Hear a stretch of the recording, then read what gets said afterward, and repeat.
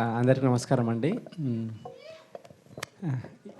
ఇక్కడికి వచ్చిన ముఖ్యంగా అల్లర్వింద్ గారికి థ్యాంక్స్ చెప్తూ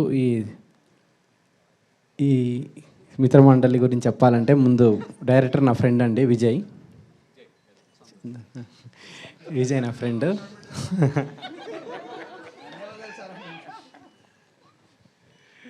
సో ఒక స్టోరీ డెవలప్ చేసుకుంటూ out and out comedy.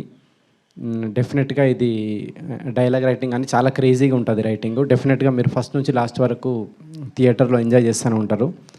So ఈ సినిమా నేను కూడా చూద్దామని వెయిట్ చేస్తా ఉన్నా థియేటర్లో. All the best. ఈసారి ఐపీఎల్లో గెలుస్తుందండి ఇండియా?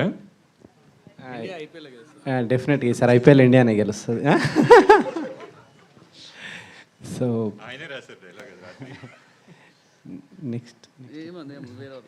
నెక్స్ట్ ఇట్లాంటి చిన్న సినిమాకి అవకాశం ఇస్తున్న బన్నీవాస్ గారికి ముందుగా థ్యాంక్స్ చెప్పాలి. ఇట్లాంటి రైటర్లను డైరెక్టర్లను ఎంకరేజ్.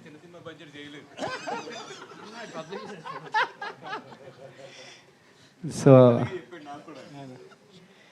అనుకున్న దానికంటే తక్కువ బడ్జెట్లో ఫినిష్ చేసిండు విజయ్ సినిమా ఇది. సో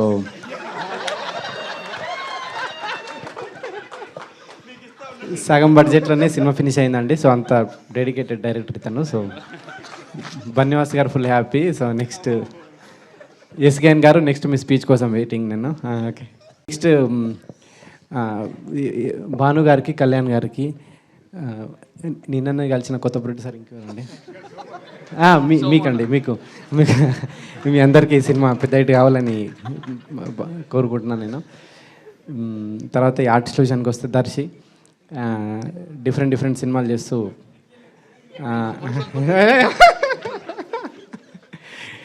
డిఫరెంట్ సినిమాలు చేస్తూ వరుసగా ఇట్లు పడుతున్నాయి దర్శికి సినిమా ఇంకా పెద్ద హిట్ కావాలని కోరుకుంటున్నాను నేను.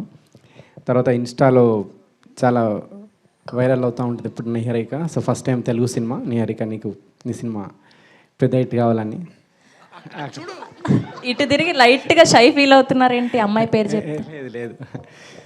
సో అదండి, ఈ సినిమా మీరు డెఫినెట్గా థియేటర్కి వచ్చి ఎంజాయ్ చేయాలని కోరుకుంటున్నాను. Thank you. చాలా పెద్ద స్పీచ్ ఇది నాది. రాగమయూర్ చెప్పట్లేదా రాగమయూర్ గారి గురించి, ప్రసాద్ బెహ్రా గారి గురించి? పేర్లు మర్చిపోయారు. నెక్స్ట్ రాగమయూరు, తర్వాత విష్ణువోయ్, వీళ్ళందరికీ, ప్రసాద్ బెహ్రా, వీళ్ళందరికీ ఈ సినిమా ఇంకొక హిట్ పడాలని కోరుకుంటున్నాను. Thank you.